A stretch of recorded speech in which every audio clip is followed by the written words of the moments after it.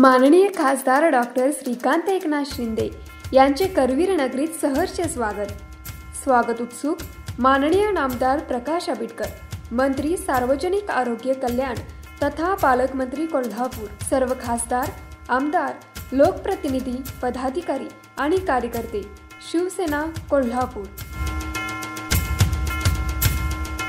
Police अधीक्षक योगेश कुमार यांनी अवैध व्यवसाय, अंमली पदार्थ साठा तसेच विक्री करणारे गुन्हेगारांचा शोध घेऊन कारवाई करण्याबाबत आदेश दिले आहेत। पोलीस अधीक्षक यांनी दिलेल्या आदेशाप्रमाणे स्थानिक गुन्हे अन्वेषण शाखेचे पोलीस निरीक्षक रवींद्र कळमळकर यांनी स्थानिक गुन्हे अन्वेषण शाखा कोल्हापूरकडील पोलीस पथक तयार करून रेकॉर्डवरील गुन्हेगारांबाबत माहिती घेत असताना पोलीस अंमलदार युवराज पाटील व निवृत्ती माळी यांना गोपनीय बातमीमार्फत बातमी मिळाली की हुपरी पोलीस ठाणे हद्दीतील संभाजी माने नगर झोपडपट्टीच्या बाजूस उघड्यावर एक इसम मोटरसायकलवरून गांजा विक्री करत असतो।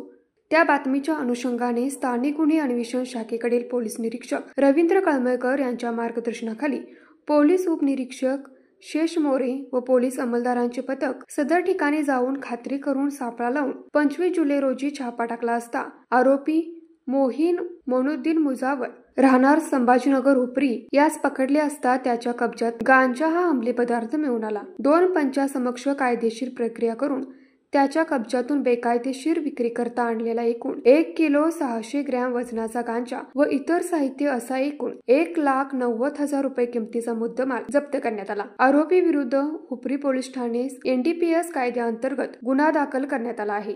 गुन्ह्याचा पुढील तपास हुपरी पोलीस ठाणे करीत आहेत। सदरची कामगिरी पोलीस अधीक्षक योगेश कुमार, अपर पोलीस अधीक्षक अण्णासाहेब जाधव यांच्या मार्गदर्शनाखाली स्थानिक गुन्हे अन्वेषण शाखेचे पोलीस निरीक्षक रवींद्र कळमळकर, पोलीस उपनिरीक्षक शेष मोरे तसेच पोलीस अंमलदार युवराज पाटील, निवृत्ती माळी, अशोक पवार, अमित सरजे, सागर चौगले, शुभम सकपाळ, विशाल चौगले, महेश पाटील, संजय कुंभार, अनिल जाधव यांच्या पथकाने केले आहे। न्यूज मराठी 24 कोल्हापूर।